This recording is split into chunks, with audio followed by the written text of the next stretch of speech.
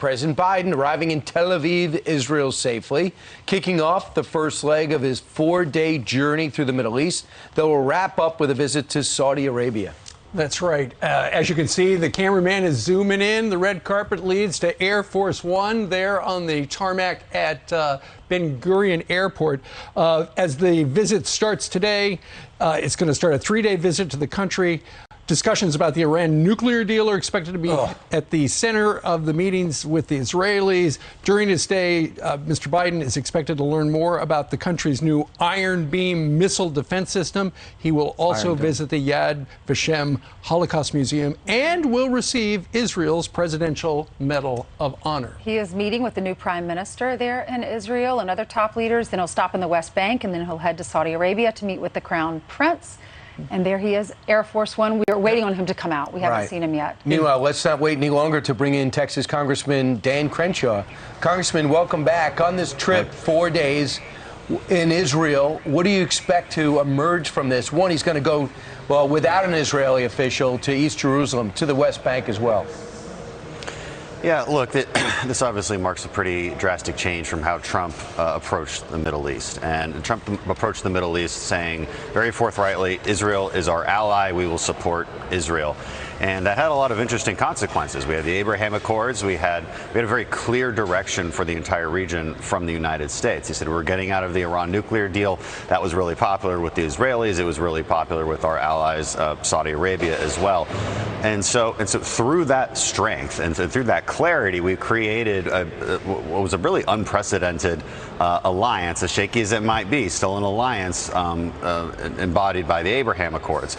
So I think it's going to be a bit of a cold reception, because Biden ran on and continues to push for an Iran nuclear deal that is very unpopular with the Israelis, very unpopular with the Saudis. Biden continues to push for an anti-energy policies.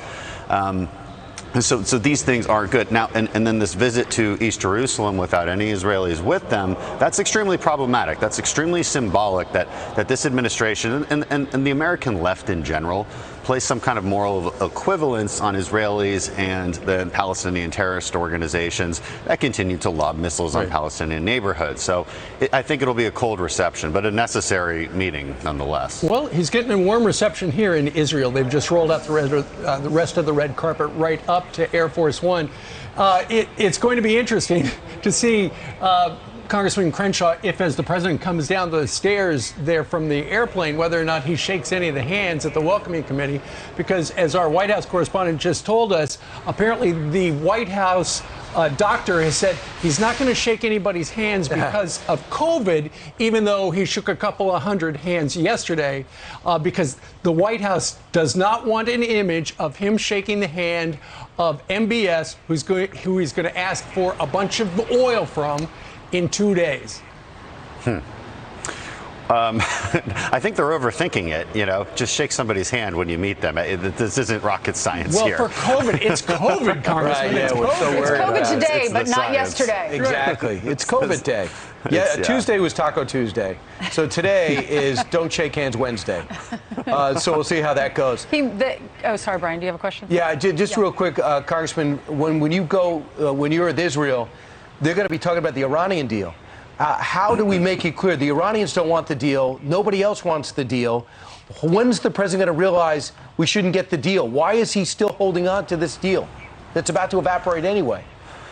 I don't know why Democrats have always been so obsessed with the Iran nuclear deal. I don't know if they're really true believers that this is the pathway to peace in the Middle East, when all of our allies are telling us the opposite, when all of our intelligence tells us the opposite, when any shred of common sense you might have tells us the Iranians are gaming this out. They're long-term thinkers. They are clever. They are deceitful.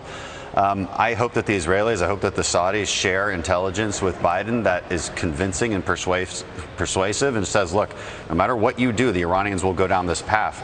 The only way to deter them is through strength. You have to make sure that they know that there are consequences if they pass these lines. You have to include other things in these deals, like their meddling throughout the Middle East, like their regional destabilization efforts, their testing of ballistic missiles that have the capability to carry nuclear warheads. All of these things have to be on the table. The Israelis know that. The Saudis know that. It's time that we understood it as well. Congressman, let's talk about the border, because he met with the president of Mexico yesterday. They talked about legal pathways to citizenship, and Mexico is asking us to expand our number of work visas and to welcome more refugees, and they have agreed to pay $1.5 billion to improve smart border technology. Then he also said, hey, come down to Mexico. Our gas is cheaper than it is in the United States. What was your reaction to their conversation yesterday? Well, taking a step back, I think in general, the Mexican president and President Biden do not see things all that differently when it comes to immigration. It doesn't really bother AMLO that there's millions of people crossing our border illegally.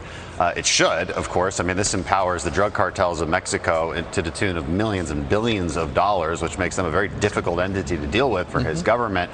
But in the end, they don't. Now that being said, let's not forget, President Trump was able to get AMLO to do the Remain in Mexico policy. Now, he did that through hard negotiation, did that through threatening tariffs. So, look, the Mexican government, I believe, can go either way. It depends on who the American president is. And in this case, the American president seems to want illegal immigration. Right. And so this conversation is exactly what you would expect. I mean, AMLO, I think, is just playing whichever side is placed in front of him. Right.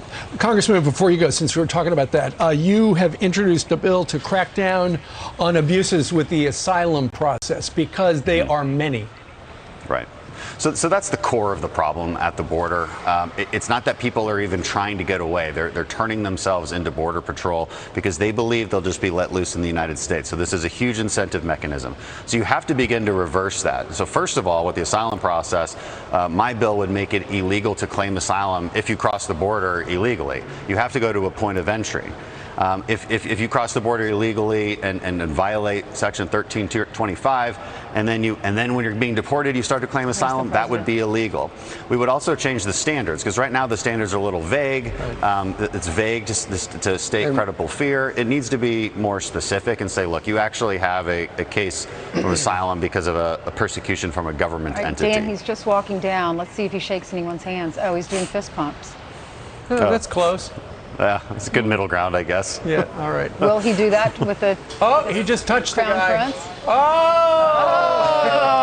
Remember, he can. I wonder if he'll fist bump MBS. Right. That's what I'm asking. I don't know. Oh, look, it's up there. Oh, can we hug? We How can't. good is it? Call Fauci. That looks like close contact. I won't shake, but I'll breathe on you. Holy cow. Okay, another. Every one of the All of Israelis them is have holding their out hands hand. open. That's They're just like, great. what's Hi. going on? Is this 2020? All right. Very informal. Right. It is. Hey, want to get a vaccine together? Look at that. that'll look All right, Congressman, thank you very much for joining us. Thank you.